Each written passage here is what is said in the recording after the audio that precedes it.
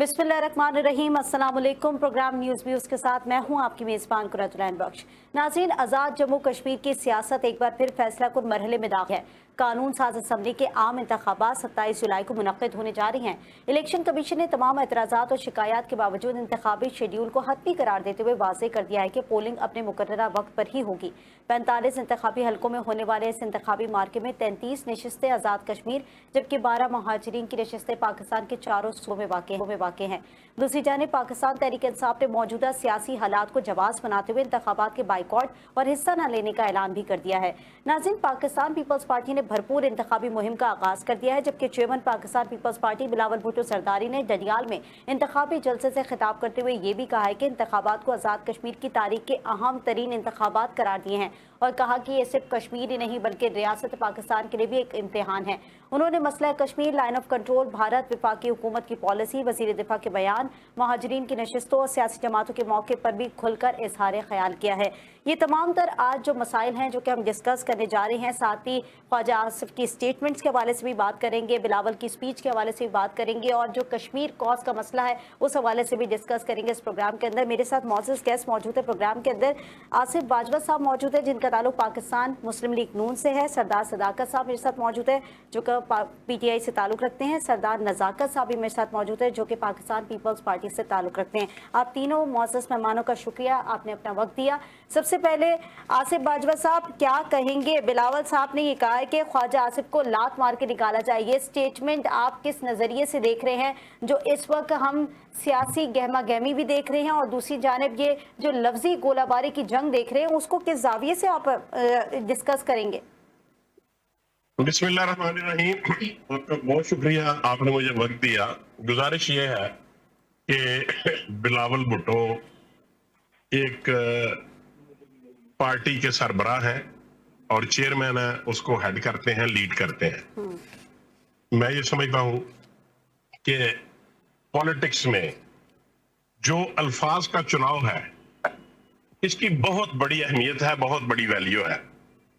जब आप अल्फाज के चुनाव में ख्याल नहीं करेंगे, जब आप अल्फाज के चुनाव में किसी दूसरी पार्टी की डिग्निटी को चैलेंज करेंगे तो फिर आपको यकीनन उसके कॉन्सिक्वेंसेस के मुतल्लिक भी सोचना चाहिए। मैं ये समझता हूं कि हमारे साथ ये पाकिस्तान पीपल्स पार्टी एक कोलिशन पार्टी है और उसके बाद गिलगित बल्तिस्तान में भी इलेक्शन हुए। उन्होंने अपनी आइन के मुताबिक अपने मैनिफेस्टो के ऊपर लड़ा इलेक्शन, हमने भी लड़ा। और जो लोग ये कहते थे कि जी गिलगित बल्तिस्तान में हमेशा वही लोग जीतते हैं जिस पार्टी की गवर्नमेंट होती, तो वहां पर अवाम ने पाकिस्तान पीपल्स पार्टी को वोट दिया। जहां तक ख्वाजा आसिफ साहब के मुतल्लिक बिलावल भुट्टो साहब के स्टेटमेंट का जिक्र है, मैं ये समझता हूं कि ख्वाजा आसिफ साहब ने कतई तौर पे कोई ऐसी बात नहीं की जो वो उससे कौम से या किसी दूसरे से उसकी मादरत करे, ना उनका रवैया इस किस्म का है। मैं ये समझता हूं कि उन्होंने अपनी नजर में अपने अपने अपने कैलिबर के मुताबिक उन्होंने जो बात की है। यानी आप ये क्लियर कर रहे हैं कि ये हुकूमती पॉलिसी नहीं है जो कि वो वाजे करेंगे, उनका स्टैंड है। हाँ, ये बात है, बिल्कुल आप मेरी बात को समझ गए हैं। तो इसलिए बिलावल भुट्टो साहब हमारे साथी हैं, हमारी कोलिशन पार्टी है। मैं एट दिस स्टेज ये समझता हूं कि हमें मुझे भी अगर उनसे कुछ सख्त अल्फाज निकले हैं तो मैं ये समझता हूं कि आइंदा बिलावल भुट्टो जरदारी को एहतियात बरतनी चाहिए, क्योंकि लेकिन उन्होंने तो वजीर आजम को भी इस मामलात के ऊपर कहा है ना कि आप वाजे करें अगर ख्वाजा आसिफ का ये स्टेटमेंट है, क्योंकि ख्वाजा आसिफ साहब तो कौमी असम्बली के अंदर भी बराह रास्त ये बात तो कह चुके हैं कि मैं अपनी स्टेटमेंट से पीछे नहीं हटूंगा। तो इसी तरफ मैंने तो कैटेगोरिकली कहा कि ख्वाजा आसिफ साहब ने जो बात की है वो उन्होंने गलत बात नहीं की, इसलिए वो स्टैंड करते हैं। अच्छा। और जब वो स्टैंड करते हैं तो मैं बड़े बड़े बड़े बड़े बड़े अदब से कहूंगा, आपसे बड़े बड़े रिस्पेक्टफुली तरीके से कहूंगा कि मुझे यकीन है इस बात का कि मियां शहबाज शरीफ साहब being prime minister Khawaja Asif साहब से इन अल्फाज को वापस लेने के मुतल्लिक बात नहीं करेंगे। अच्छा, ठीक है। हाँ, मैं ये समझता हूँ। ठीक है। नज़ाकत ये मेरा साहब, आप इस स्टेटमेंट को कैसे देख रहे हैं? क्योंकि जिस तरीके से ख्वाजा साहब कह रहे हैं, सॉरी बाजवा साहब कह रहे हैं कि हम इस स्टेटमेंट को ख्वाजा आसिफ के ऊपर कोई प्रेशराइज नहीं करेंगे कि वो वापस आए, या पीएम भी इस तरीके से कोई भी प्रेशराइज उनकी तरफ नहीं होगा कि वो अपनी स्टेटमेंट से पीछे हटें, तो आप क्या समझते हैं कि आप लोग का कोई स्टैंड होगा नेक्स्ट? आप लोगों ने कोई अपनी जो है इसके ऊपर बात रखनी है, या आगे कोई आप लोगों ने कोई स्टैंड देना है? बहुत शुक्रिया। देखें, एक तो बाजवा साहब को शायद इस चीज़ का पता नहीं होगा कि ख्वाजा आसिफ साहब ने क्या स्टेटमेंट दी है। ख्वाजा आसिफ साहब ने किसी प्रोग्राम में बैठ के और फ्लोर ऑफ द हाउस भी ये बात की, और प्रोग्राम में बैठ के कहा कि मैं रावलाकोट वालों को कश्मीरी नहीं मानता।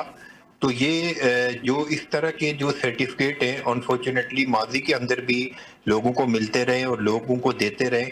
मेरे ख्याल में chairman Pakistan peoples party Bilawal Bhutto Zardari साहब ने रावलाकोट समेत पूरे पुंछ डिवीजन और आज़ाद कश्मीर की नुमाइंदगी की है। मैं बहुत एहतराम है मेरे लिए बहुत काबिल एहतराम है बाजवा साहब, लेकिन आप ये बताएं कि ख्वाजा आसिफ की क्या हैसियत है कि ख्वाजा आसिफ रावलाकोट वालों को सर्टिफिकेट दे रहे हैं कि वो कश्मीरी नहीं है? वो होते कौन है? वो तो उनकी हैसियत मेरे ख्याल में पाकिस्तान के अंदर सबको पता है कि वो वजीर दफा है और उनकी क्या हैसियत है। मैं भी बहुत सारे सर्टिफिकेट दे सकता हूं उनको, लेकिन मैं बिलो दी बेल्ट कोई बात नहीं करना चाहता। आजाद कश्मीर के लोगों ने चेयरमैन पाकिस्तान बिलावल भुट्टो जरदारी साहब से प्रोटेस्ट किया है, उनको प्रोटेस्ट कार्ड करवाया है कि पाकिस्तान का एक वजीर दफा और शहबाज शरीफ साहब जो प्राइम मिनिस्टर पाकिस्तान है, उनका एक वजीर है जो इस तरह की घटिया स्टेटमेंट दी है। उसने एक सर्टिफिकेट दिया है एक इलाके के रहने वाले लोगों को कि वो पुंछ डिवीजन वाले या रावलाकोट वाले कश्मीरी नहीं है। तो इसके जवाब में chairman Pakistan peoples party Bilawal Bhutto Zardari साहब ने आजाद कश्मीर के लोगों की नुमाइंदगी करते हुए वहां पे कहा कि प्राइम मिनिस्टर पाकिस्तान इस ख्वाजा आसिफ साहब से पूछें, अगर नहीं पूछते तो उसको बाहर निकालें, उसको सैक करें, जो उनकी मिनिस्ट्री है उससे हटाएं उनको। तो इसमें कौन सी बात है? वो चलो जलसे की हद तक उन्होंने कहा कि लात मार के बाहर निकालें। मैं कहता हूं कि चलो लात मार के ना निकालें, लेकिन कम से कम इस स्टेटमेंट के ऊपर उनको बाहर तो निकालें, क्योंकि आजाद कश्मीर जो आजाद कश्मीर का खित्ता आजाद हुआ है, इसमें सबसे कलीदी किरदार हमारे पुंछ डिवीजन का है और बिलखुसूस रावलाकोट का है, जिन्होंने अपनी मदद आपके तहत लड़के ख्वाजा आसिफ और उसकी फैमिली तो उस वक्त पता नहीं कहाँ होंगे। लेकिन पीएम ने अभी तक इस बयान की तरदीद तो नहीं की है। वो तो किसी किस्म की कोई प्रेशराइज भी नहीं है तमाम तरदीदें, जैसे कि अभी बाजवा साहब भी कह रहे थे कि हमारी तरफ से, हमारी हुकूमत की तरफ से किसी किस्म के ख्वाजा आसिफ की तरफ से जो उनका स्टेटमेंट है वो हमारे लिए सही है और उनकी तरफ से भी सही है ना। हमारी तरफ से कोई ऐसी बात उनको कही जाएगी कि आप पीछे हटें या अपनी बात को वापस लें, अपने अल्फाजों को वापस लें, यानी हुकूमत वाज़े है, उन्हें इस बात पे तरदीद नहीं करनी। देखें, वो तरदीद करें या ना करें, लेकिन मैं समझता हूँ कि ख्वाजा आसिफ की कोई हैसियत नहीं है कि वो ख्वाजा आसिफ किसी को ये सर्टिफिकेट बांटे कि फलां इलाके के लोग कश्मीरी नहीं है या पाकिस्तानी नहीं है। इस तरह तो मैं भी स्टेटमेंट दे सकता हूँ, इस तरह मैं मियां नवाज शरीफ साहब के लिए स्टेटमेंट दे सकता हूँ, शहबाज शरीफ साहब के लिए कोई स्टेटमेंट दे सकता हूँ, लेकिन उसकी हैसियत क्या है? उसकी हैसियत सिर्फ ये है कि वो पाकिस्तान का chairman Pakistan peoples party Bilawal Bhutto Zardari साहब ने एक जिम्मेदार मिनिस्ट्री के ऊपर बैठे हुए शख्स के मुतालिक कहा कि उसको सैक करें, उसको हटाएं, वरना ख्वाजा आसिफ की तो जाती कोई हैसियत नहीं है। पूरा सियालकोट जानता है कि ख्वाजा आसिफ इलेक्शन आ रहे हुए हैं और बहुत बड़ी तादाद में इलेक्शन हरियाणा डार से इलेक्शन आ रहे हुए हैं, ये पूरे पाकिस्तान को पता है। ख्वाजा आसिफ जैसे लोग और इस तरह की जो घटिया स्टेटमेंट है, हम इसको कभी एक्सेप्ट नहीं करेंगे। और आजाद कश्मीर वालों ने chairman Pakistan people party Bilawal Bhutto Zardari साहब के सामने लोगों ने प्रोटेस्ट किया। प्रोटेस्ट के तौर पे लोगों ने कहा कि आप हमारी नुमाइंदगी करते हुए प्राइम मिनिस्टर पाकिस्तान को हमारा मैसेज कन्वे करें कि ख्वाजा आसिफ जैसे लोगों को सैक किया जाए जो हम लोगों को सर्टिफिकेट बांटते हैं। आप मुझे फिर ये बताएं कि बाजवा साहब यहाँ पे बैठे हुए, अगर मैं ये स्टेटमेंट दे दूं कि अल्लाह ना करे मैं ये स्टेटमेंट दूं कि जी बाजवा जो होते हैं वो पाकिस्तानी नहीं है, तो इनके दिल पे क्या गुजरेगी? आप ईमानदारी से ये बात बताएं। हम पूरी मुस्लिम लीग नून को ये बात नहीं कह रहे। अच्छा, दूसरी तरफ ख्वाजा साहब रफीक साहब जो आजाद कश्मीर इलेक्शन की कैंपेन के इनके इंचार्ज हैं मुस्लिम लीग नून के, उन्होंने बहुत अच्छी स्टेटमेंट दी है। हम पूरे कश्मीरी पाकिस्तानी उस चीज उनको अप्रिशिएट करते हैं, उनको खराज तहसीन पेश करते हैं कि उन्होंने डिनाई किया ख्वाजा आसिफ की स्टेटमेंट को, और हम अप्रिशिएट करते हैं ख्वाजा साद रफीक को कि जिस तरह उन्होंने जिम्मेदारी का मुजाहरा करते हुए आजाद कश्मीर के लोगों को ये मुखातिब करके हुए कहा कि किसी को कोई हक नहीं है कि कोई सर्टिफिकेट बांटे। तो हम तो उसूलों की बुनियाद के ऊपर बात करते हैं। ख्वाजा आसिफ और ख्वाजा साद रफीक दोनों हैं तो मुस्लिम लीग नून के, लेकिन अपने पागलपन और मेंटेलिटी का फर्क होता है कि एक बंदा अपनी किस मेंटेलिटी के साथ स्टेटमेंट देता है और दूसरा बंदा किस मेंटेलिटी के साथ स्टेटमेंट देता है। ये फर्क होता है बुनियादी तौर पे। सदाकत साहब, आपसे जानना चाहूंगी इस स्टेटमेंट को किस नजर से देख रहे हैं? अच्छा, पहले तो ये कि आप लोग तो वैसे ही सरेंडर कर चुके हैं, इंतखाबात का पार्टी नहीं बन रहे, क्यों आप लोगों ने ये डिसीजन लिया है? आपको लगता है कि मैदान छोड़ना इतना आसान है और मैदान छोड़ के खाली करके दे देना तो आप लोग की शिकस्त नहीं है इसमें? बिस्मिल्लाहिर्रहमानिर्रहीम, बहुत शुक्रिया आपका। एक तो हमने सरेंडर नहीं किया, सियासत होती है अवाम के साथ। तो जब अवाम प्रोटेस्ट पे है, पुंछ डिवीजन सारा बंद है, पूरा आजाद कश्मीर बंद है, तो किस तरह आप सियासत करेंगे? हमारे भाई हमारे बच्चे मर रहे हैं तो हम जाके उनकी फैमिली से वोट मांगे? ये सरेंडर नहीं था, ये हम अपनी अवाम के साथ खड़े हो। हमने सियासत बचाई है, और सियासत नहीं बचाई है बल्कि रियासत बचाने के लिए निकले हैं। जो स्टेटमेंट है तो ये नून लीग का वतीरा है। बाजवा साहब अभी मादरत के साथ ये नून लीग वाले एकदम शुरू भी हो जाते हैं। तो इन्होंने कहा कि दूसरी पार्टियों के जो लोग हैं तो वो अल्फाज ऐसे चुनाव करें। ख्वाजा आसिफ साहब ने ये पहली दफा नहीं किया। मोहतरमा के खिलाफ इसी नून लीग ने कौन से अल्फाज यूज किए थे, उनके बारे में क्या क्या इन्होंने बातें नहीं की। उसके बाद शेरी मजारी साहिबा को ख्वाजा आसिफ साहब ने ट्रैक्टर ट्राली कह दिया था। उसके बाद फिर इन्हीं के एक मिनिस्टर साहब 16 के इलेक्शन में यहाँ आके उन्होंने उस टाइम के प्राइम मिनिस्टर चौधरी मजीद साहब को पहाड़ी बकरा कह दिया था। ये इनकी रूटीन है, ये इनकी तरबियत, सियासी तरबियत है। कोई भी पार्टी का वर्कर है, कोई भी पार्टी का लीडर है, उसके लिए अल्फाज वो यूज करने चाहिए जो कल आप किसी महफिल में बैठ के उसको डिफेंड कर सके। इन्होंने कहा प्राइम मिनिस्टर साहब भी उनको प्रेशराइज नहीं करेंगे, क्योंकि प्राइम मिनिस्टर साहब खुद कहते थे कि अली बाबा 40 चोर, ये पता नहीं कि पेट फाड़ के तो वो करेंगे। फिर उन्हीं को किसी ने फुफ्फी कहा, किसी ने भाई कहा, किसी ने कुछ कहा, किसी ने बहन कहा। ये नून लीग का वतीरा है। जिला पुंछ ने ये खिता आजाद करके दिया हुआ है कश्मीरियों को। ख्वाजा आसिफ साहब और नून लीग को कश्मीर की तारीख का पता ही नहीं है। ठीक है, यहाँ के हमदर्दी के लिए ये नारा मारते हैं कि जी हम कश्मीरी हैं। ख्वाजा आसिफ साहब ये कहते हैं तो उनके दूसरे कोलीग कहते हैं कि मैं कश्मीरी हूँ जी, मेरे आबा अजदाद को ये मिला ये मिला। आज पुंछ की माएं बहनें बेटियां वही कर रही हैं जो श्रीनगर में हमारी माएं बहनें बेटियां कर रही हैं। आज पुंछ लौलान है। 10 लाशें आज से 3 दिन पहले बलोच में गई हैं। रामलाकोट में कितनी अमवात है किसी को कोई पता नहीं है। लोगों के पास खाने ठीक है सदाकत साहब, आपने एक बात कही है कि हमने सरेंडर नहीं किया है, लेकिन आपने मैदान तो छोड़ा है। और आपको नहीं लगता कि मैदान छोड़ने से आपकी सियासी तमाम तर जो चीजें हैं वो कमजोर हो जाएंगी, क्योंकि आप ग्राउंड दे रहे हैं? 8 फरवरी 2024 को हम मैदान में थे। 180 सीटें थी हमारी। हमारे साथ क्या हुआ? गलगित में हमारे साथ क्या हुआ? यहाँ पे भी इन्होंने रिजल्ट बनाए हुए हैं। ये 27 जुलाई को सिर्फ एक ड्रामा होगा। ये सिर्फ एक ड्रामा है। इन्होंने रिजल्ट फाइनल किए हुए हैं। बदकिस्मती से जो हमारी आजाद कश्मीर की लीडरशिप है वो सिर्फ इस इंतजार में होती है कि किस तरह का ड्रामा होगा, किस तरह का ड्रामा आप लोग सपोज कर रहे हैं? ये पोलिंग का ड्रामा होगा। 20% से कम पोलिंग होगी, इसी को ये 50% शो करेंगे। अच्छा, पुंछ डिवीजन, आपको शायद आइडिया नहीं है, पुंछ डिवीजन में 3 डिस्ट्रिक्ट हैं। कोई उम्मीदवार बाहर नहीं निकल सकता। साबिक प्राइम मिनिस्टर पे कल अटैक हुआ, तो ये किस तरह इलेक्शन करा रहे हैं? ये कौन सी जिद है अपनी आवाम के साथ, अपने लोगों के साथ? आज तक एक कश्मीरी बता दें जो पाकिस्तान के खिलाफ खड़ा हुआ और जिसने पाकिस्तान में खुद कुछ हमला किया? यानी आप ये डिक्लेयर करें कि साफ और शफाफ इंतखाबात नहीं होंगे, प्लांटेड इंतखाबात हैं? नहीं होंगे। ये 12 सीटों का चक्कर, राना सनाउल्लाह साहब ने क्या कहा था टॉक शो में बैठ के कि हम 12 सीटें लेके निकलेंगे। अच्छा, मतलब ये है कि हमने धांधली से ही आगाज करना है, धांधली पे ही इसका एंड करना है। ये इलेक्शन नहीं है, ये सिलेक्शन है, ड्रामा है। जिला पुंछ की किसी हल्के में। ठीक है आसिफ आदिल साहब, आपने गुफ्तगू सुनी है सदाकत साहब की। वो कह रहे हैं कि ये इलेक्शन नहीं है, ये सिर्फ ड्रामा है और एक ड्रामे की तरह तमाम तर चीजों को अंजाम दिया जाएगा और होना वही है जो पहले से सेलेक्ट हुआ है। यानी सारी चीजें पहले से तय हैं, इसलिए उन्होंने मैदान छोड़ा है। क्या कहेंगे जी बाजवा साहब? जी मुझे आपकी आवाज सुनाई नहीं थी, आप जरा रिपीट कीजिए। मैं बाजवा question नहीं साहब, सुन पाया। सदाकत साहब कह रहे हैं कि ये इलेक्शन जो है वो सिर्फ और सिर्फ एक ड्रामा है, सिलेक्शन पहले से हुई हुई है, तमाम तर चीजें पहले से तय हैं, इसी वजह से हमने मैदान छोड़ा। इस पर क्या कहेंगे आप?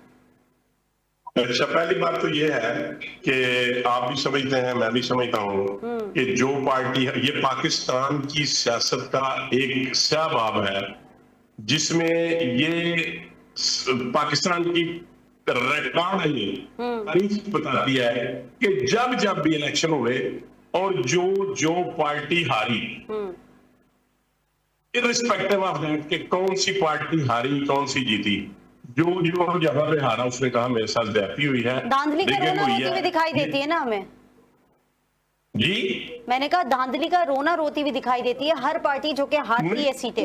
हर जगह, हर साल, हर इलेक्शन में यही हुआ है, हर इलेक्शन में यही हुआ है। तो ये अगर कह दे कि ये जी ऐसे ही उनको पता है क्या होना है, मुझे ये बता दे कि कितनी सीटें मिलेगी पीटीआई को, सॉरी पीपल्स पार्टी को, कितनी सीटें मिलेगी नून लीग को, कितनी सीटें मिलेगी पाकिस्तान पार्टी को, ये बता सकते हैं? बिल्कुल ये नहीं बता सकते।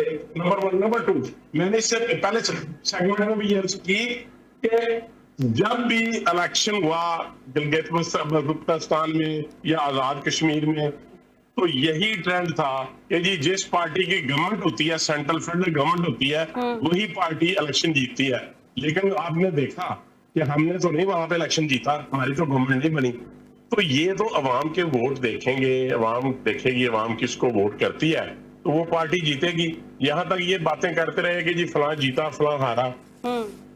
मुझे ये बताएं कि किसी भी इलेक्शन पिटीशन में, इलेक्शन कमीशन के पास जो इलेक्शन के पिटीशन में गए हैं, कहीं भी ये अपना मौका साबित नहीं कर सके। नंबर 1। नंबर 2, उसके बाद ये अपीलेट कोर्ट में गए हैं, ऑनरेबल सुप्रीम कोर्ट में, वहां पर भी एक भी सीट में इनके खिलाफ, इनकी फेवर में कोई डिसीजन नहीं आया।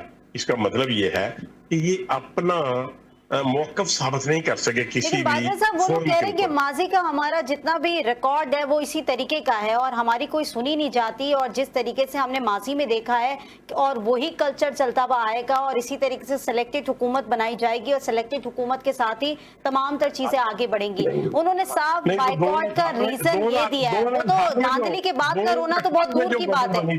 नहीं, 2018 में जो गवर्नमेंट बनी थी, क्या वो सिलेक्टेड नहीं थी? और पाकिस्तान के जो ईवान ज़ेरी है नेशनल असेंबली में, जब सबसे पहली स्पीच दी जनाब बिलावल भुट्टो जरदारी साहब ने, तो उन्होंने कहा कि मैं आपको सिलेक्टेड वजीर आजम साहब, आप सिलेक्टेड वजीर आजम है, मैं आपको सिलेक्टेड वजीर आजम कहता हूँ। तो उस वक्त उनको समझ नहीं आई थी फौरी तौर पे इमरान अहमद नियाज़ी साहब को, तो उन्होंने डेस्क बजाए थे, क्लैपिंग की थी और स्माइल दी थी जनाब बिलावल भुट्टो जरदारी साहब को। ये याद कर लें कि उस वक्त सिलेक्टेड नहीं थी और बाकी सिलेक्टेड थी, और केपीके में इलेक्टेड थी और पंजाब में सिलेक्टेड थी। केपीके में इलेक्टेड थी और फेडरल गवर्नमेंट जो है वो जो है ना वो ये देखें, ये इनके कौल और फेयर में तजाद है। जब ये अपना सूबा होता है वहां कहता है इलेक्शन सही हुए हैं, वहां पे जो मौलाना फजलुर रहमान साहब है वो कहता है कि नहीं जी मैं नहीं इनके इलेक्शन को मानता, मेरे साथ ज्यादती हुई है। हालांकि वो एमएनए है, नेशनल असेंबली के मेंबर है। तो बात ये है कि ये वतीरा है पाकिस्तान की सियासी जमातों का। जब भी कोई जमात हारती है, ये कोई नई बात नहीं है, वो कहते हैं ये रिगिंग हुई है, ये कोई कभी कहता है ये प्री पोल है, कभी कहता फॉर्म 45 नहीं फॉर्म 47 है, कभी कुछ कहते हैं। वो तो हमने माजी में भी देखा है कि जो भी सीटें हारता है वो इसी तरीके की तमाम तरह स्टेटमेंट्स देता हुआ हमें दिखाई देता है। नजाकत साहब, आप पीटीआई के मौकिफ को किस तरीके से देख रहे हैं, क्योंकि उन्होंने तो इस इलेक्शन को साफ अल्फाजों में कह दिया एक ड्रामा है और एक सिलेक्शन है। देखिए सदाकत साहब मेरे भाई हैं, बहुत काबिल एहतराम है, लेकिन जो भी बदतरीन जो अमरियत होती है, बदतरीन जो जमहूरियत होती है वो अमरियत से बहुत बेहतर होती है। मैं समझता हूँ आजाद कश्मीर के अंदर तमाम पॉलिटिकल पार्टी को इलेक्शन में हिस्सा लेना चाहिए। पीटीआई समेत तमाम आजाद कश्मीर की पॉलिटिकल पार्टी को इक्वली लेवल प्लेइंग फील्ड चाहिए, ताकि आजाद कश्मीर के अंदर हर एक अपना वोट इस्तेमाल कर सके, अपना हक के राय दही इस्तेमाल कर सके। सदाकत साहब खुद बाग से कैंडिडेट हैं, मुझे पता है कि इनकी अवाम में काफी पजीराई भी है, तो मैं समझता हूँ कि सदाकत साहब को इलेक्शन में जाना चाहिए और सदाकत साहब की पार्टी को भी इलेक्शन में लेकिन जाना नजाकत चाहिए। साहब वो तो क्लेम यही कर रहे हैं ना कि लेवल प्लेइंग फील्ड है ही नहीं वहां पर, तमाम तर चीजें जो है वो पहले से प्लांटेड हैं, चीजें पहले से तय हैं, हमारी कोशिश करने का भी कोई फायदा नहीं। अगर हम कोशिश भी करते हैं तो हमें पता है कि रिजल्ट्स क्या होंगे। देखिए, थोड़ा सा सदाकत साहब को इस चीज को अदराक होना चाहिए कि आजाद कश्मीर के अंदर कहीं भी जिस तरह पाकिस्तान में धांधली होती है, पाकिस्तान में आरओज इलेक्शन होते हैं, आरटीएस इलेक्शन होते हैं, आजाद कश्मीर के अंदर इस तरह की कहीं भी सिचुएशन नहीं होती। और हाँ, कहीं ना कहीं पे कंप्लेंट जरूर होती है, वो तो अमेरिकन इलेक्शन के अंदर भी होते हैं, लंदन के अंदर इलेक्शन होते हैं, वहां पे भी इलेक्शन इस तरह की कंप्लेंट होती हैं। लेकिन मैं समझता हूँ कि निस्बतन गिलगित बल्तिस्तान और आजाद कश्मीर के अंदर क्योंकि तादाद थोड़ी होती है, वोटर की तादाद बहुत कम होती है, तो वहां पे ट्रांसपेरेंट इलेक्शन होते हैं। मैं आपके चैनल के तवस्सुत से सदाकत साहब से रिक्वेस्ट करता हूं कि आपकी पार्टी भी आए इलेक्शन के अंदर इलेक्शन कॉन्टेस्ट करे और उसके साथ साथ आजाद कश्मीर के अंदर जो पार्लियामानी सिस्टम है उसको डीरेल ना होने दें, बल्कि उसको स्ट्रेंथन करने के लिए अपना रोल अदा करें। बीइंग ए पॉलिटिकल वर्कर मैं आज भी ये समझता हूं कि पूरे पाकिस्तान के अंदर और आजाद कश्मीर और गिलगित बल्तिस्तान के अंदर जब भी इलेक्शन हो, तमाम पॉलिटिकल पार्टी को पॉलिटिकल विक्टिमाइजेशन नहीं होनी चाहिए, बल्कि तमाम पॉलिटिकल मौका मिलना चाहिए कि वो अवाम के पास जाएं और अवाम का वोट लेके पाकिस्तान के ऊपर, आजाद कश्मीर के ऊपर या गिलगित बल्तिस्तान के ऊपर अपनी गवर्नमेंट फॉर्म करें।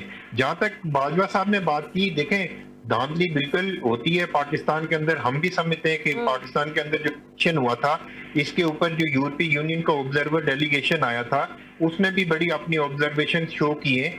आइंदा भी जो इलेक्शन होगा, मैं समझता हूँ कि दिन ब दिन हम बेहतरी की तरफ जाएंगे और पाकिस्तान के अंदर ट्रांसपेरेंट इलेक्शन होगा, तो सूबों के अंदर भी इलेक्शन होगा, फेडरल के अंदर भी इलेक्शन होगा, इसी तरह एजेके और गिलगित बल्तिस्तान के अंदर भी इलेक्शन होगा। तो मेरे ख्याल में अब सब पॉलिटिकल पार्टियों को पाकिस्तान की यानी पार्ट लेना चाहिए। सदाकत साहब, आपने नजाकत साहब की गुफ्तगू सुनी, आपकी सियासी जमातें ही कह रही हैं कि आपको पार्ट लेना चाहिए। इस तरीके से बाइकआउट करके सिर्फ और सिर्फ आप लोग का अपना नुकसान है। ये अगर आपको लगता भी है कि हालात कुछ इस तरफ जा रहे हैं या कोई खदशात हैं आपको, तो आप नहीं समझते कि कोई सियासी रास्ता या फिर कानूनी रास्ता अपनाना चाहिए था? बाइकआउट का फैसला दुरुस्त है?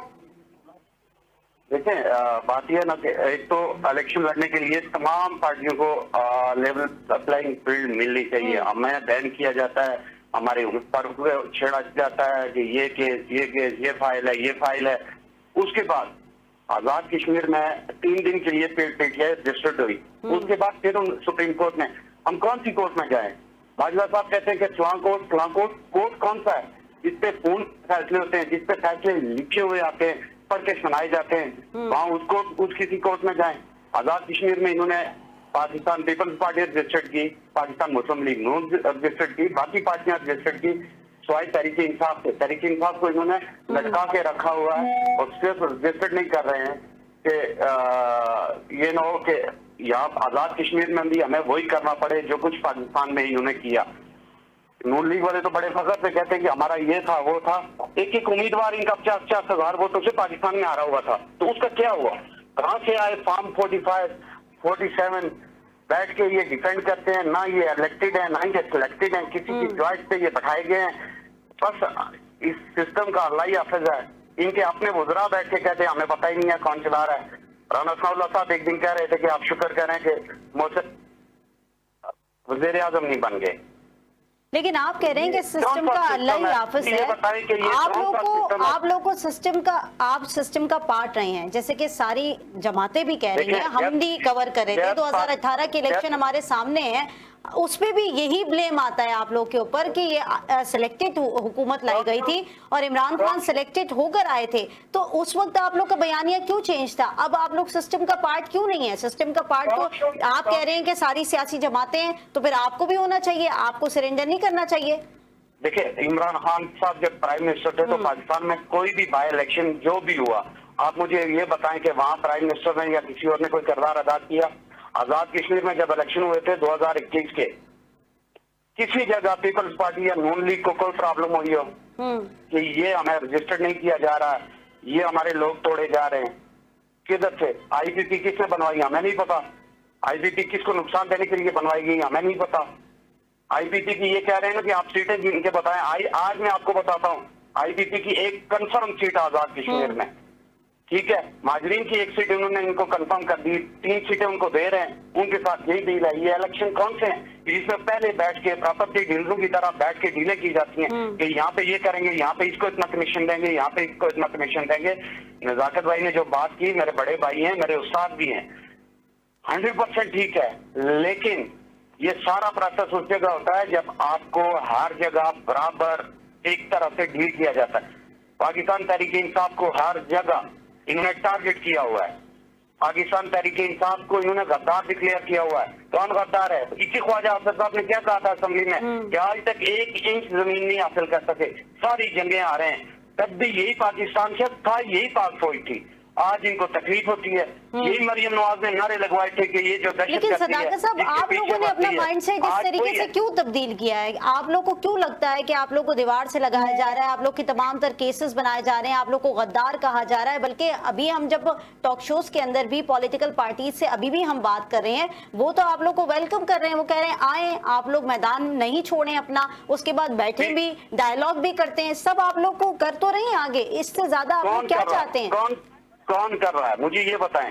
पाकिस्तान पीपल्स पार्टी यहाँ पे आजाद कश्मीर में मुजफ्फराबाद सीएम केटीजा का जलसा हुआ, उन्होंने बिल्कुल हमें ग्राउंड भी दिया, उन्होंने कहा आप जलसा करें, कोई नहीं रोक सकता।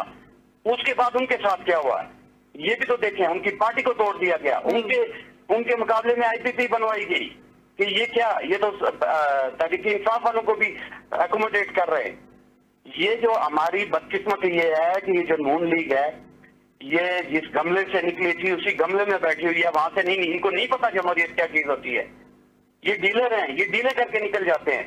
ये तारीख हुआ है कि जब भी हुआ तो इन्होंने डील ही की है, सही इलेक्शन में ये डील करते हैं।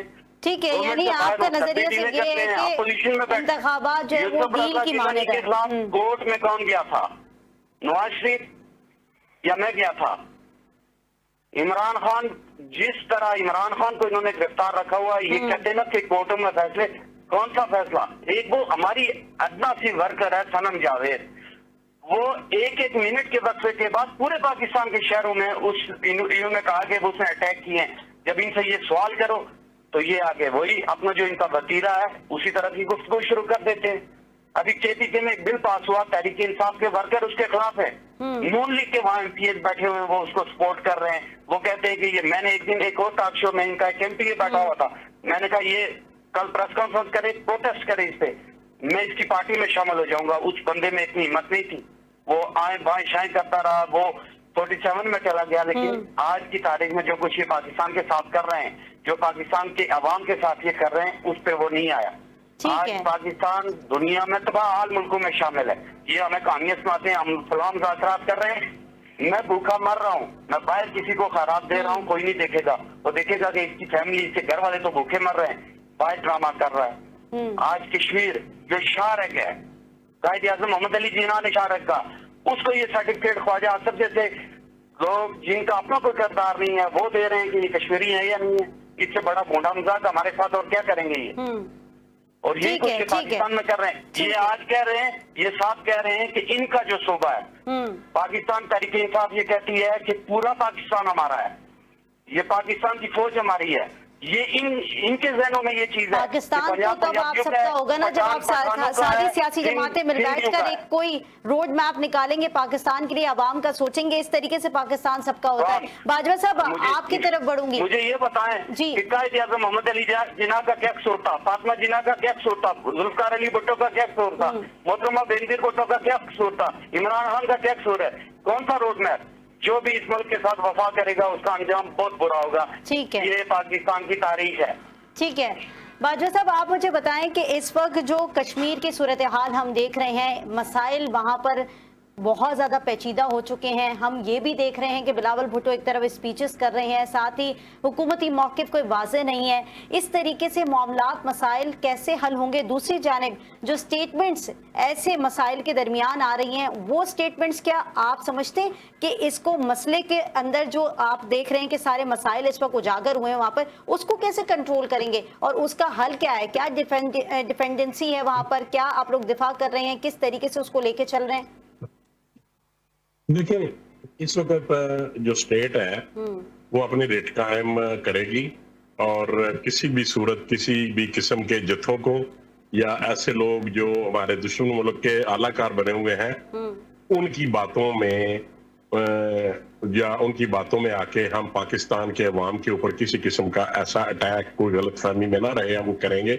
हम इनको भी सेव करेंगे, लेकिन हम गवर्नमेंट की जो रेट है उसको भी कायम रखेंगे, नंबर 1। नंबर 2, दूसरी बात ये है कि ये कहते हैं कि ये आजाद कश्मीर में हालात जो हैं वो दुरुस्त नहीं है, इस तरह है।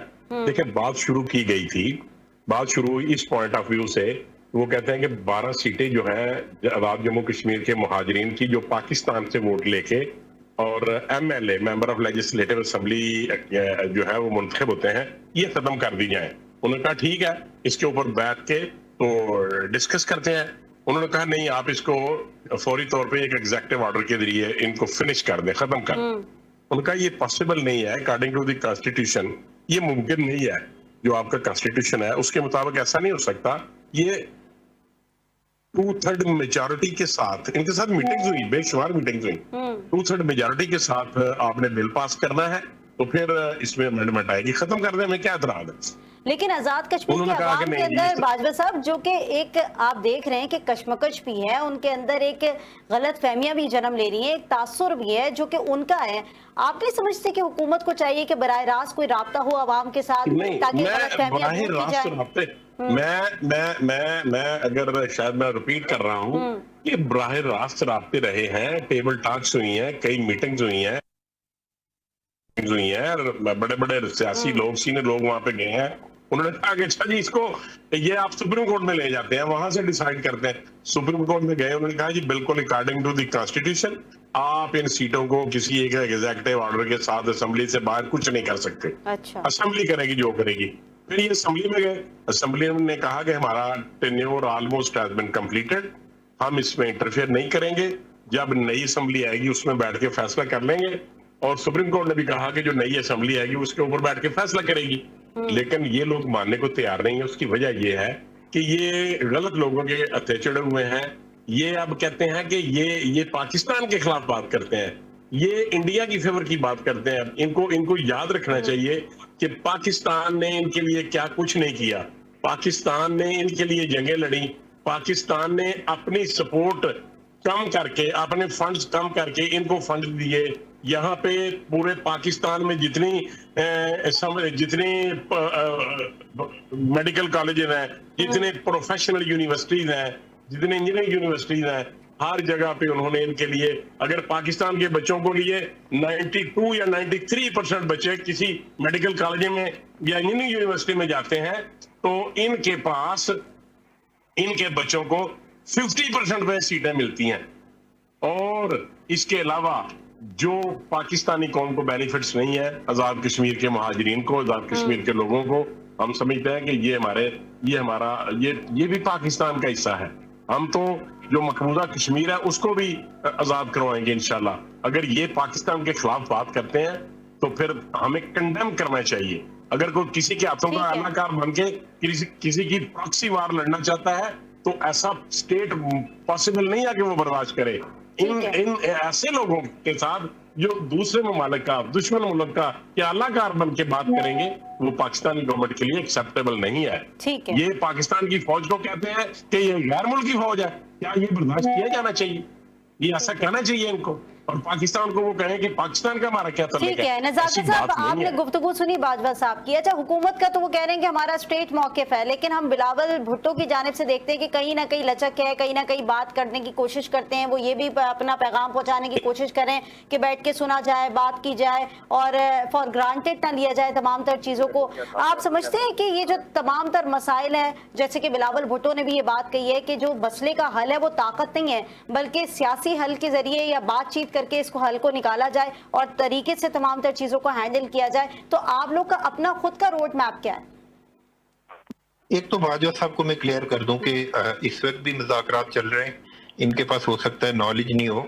मैं इनको आपके चैनल के तवस्सुत से इंशाल्लाह 2 से 3 दिन में इंशाल्लाह बहुत गुड न्यूज़ मिलेगी। और इस वक्त भी मुज़ाकरात प्रोसेस में है, आज भी पाकिस्तान पीपल्स पार्टी के चेयरमैन बिलावल भुट्टो जरदारी साहब से एक अहम शख्सियत ने मुलाकात की जो मुज़ाकरात कर रहे हैं। तो जहां तक इन्होंने बात की, मुज़ाकरात भी हो जाएंगे इंशाल्लाह, पीसफुली लोग भी उठ जाएंगे, पाकिस्तान भी हमारा है, आजाद कश्मीर भी हमारा है। लेकिन कुछ लोगों की वहां पे स्पीचेस थी जो बिल्कुल नहीं होनी चाहिए थी, जो जिसको हम भी कंडेम करते हैं। लेकिन ये बाजवा साहब किस तरह की बात कर रहे हैं कि जी किसी दूसरे मुल्क के अलाकार और इस तरह की चीजें, ये बिल्कुल ऐसी बात नहीं है। देखें, जो भी इस तरह के रूमर्स, जो भी पाकिस्तान के अंदर अपने हुकूक की बात करेगा तो उसको इंडिया के साथ जोड़ा जाता है। देखें, इस तरह तो मैं भी स्टेटमेंट दे सकता हूँ कि सज्जन जंदाल के साथ नवाज शरीफ साहब के ताल्लुकात हैं, मोदी बगैर वीजे के पाकिस्तान के अंदर दाखिल हुआ था, इंडिया के खिलाफ आज तक नवाज शरीफ साहब और शहबाज शरीफ साहब की तरफ से कोई स्टेटमेंट नहीं आई। मैं भी इस तरह की स्टेटमेंट दे सकता हूँ, लेकिन कोई भी पाकिस्तान के अंदर गद्दार नहीं है। पूरा पाकिस्तान वफादार है, पूरे पाकिस्तान के लोग मोहिबे वतन है, अपने अपने मसाइल के लिए, अपने अपने हुकूक के लिए लोग अब प्रोटेस्ट भी करते हैं। रियासत होगी माँ के जैसी, हर बच्चे से प्यार करेगी। रियासत का काम है कि हर बच्चे से प्यार करना, बिगड़े हुए बच्चों को मारा नहीं जाता, उनके साथ प्यार के साथ, मोहब्बत के साथ पूरे पाकिस्तान के लोगों को इक्वली ट्रीट किया जाना चाहिए। कोई भी आजाद कश्मीर के अंदर इंडिया का अलाकार नहीं है, कोई भी गद्दार नहीं है, पूरे पाकिस्तान के लोग लायल हैं। लेकिन हमारे पास सवाए सर्टिफिकेट देने के, इंडिया के जो भी चीज होती है, बात उठती है, फौरन उसको इंडिया के साथ मिला देते हैं। मुझे समझ नहीं आती कि ये लोग होते कौन है इस तरह के सर्टिफिकेट देने वाले कि फलां इंडिया का एजेंट है और फलां इंडिया की प्रॉक्सी लड़ रहा है, फलां इंडिया की। ठीक है नज़ाकत साहब, यानी आपका पॉइंट क्लियर सामने आ गया। आप लोग चाहते हैं कि अफ़ाम व तफ़हीम से सारे मामलात हल हों, उसको आगे लेके जाया जाए। और जिस तरीके से वहाँ पर इस वक्त इंतखाबात की भी घड़ी है और मामलात हम देख रहे हैं, इस वक्त सियासी जमातें जो हैं वो एक दूसरे के साथ ही आमने सामने होकर खड़ी हो गई हैं। नाज़रीन, तमाम तर सूरत हाल इस वक्त आज़ाद कश्मीर के आपके सामने है, मसाइल उभर रहे हैं और उसके बाद तमाम सियासी जमातें जो हैं वो एक दूसरे के साथ खड़े होकर सिर्फ और सिर्फ इस मसाइल का हल निकालने की कोशिश, बल्कि आपस में भी उलझने की कोशिश करें। अब देखना यह कि मामलात किस तरीके से आगे बढ़ते हैं और आगे जाकर इसका नतीजा क्या जनरेट होता है। प्रोग्राम का वक्त खत्म हो गया नाज़रीन, मेरे साथ मौजूद गेस्ट मौजूद है, आसिफ बाजवा साहब मौजूद है, सरदार सदाकत साहब मौजूद है, सरदार नज़ाकत साहब मौजूद है। आप तीनों का बहुत शुक्रिया। मुझे अपनी मेज़बान कुरतुल ऐन बख्श को दीजिए इजाज़त। कल एक नए टॉपिक के साथ हाजिर होंगे। अल्लाह ने के बाद।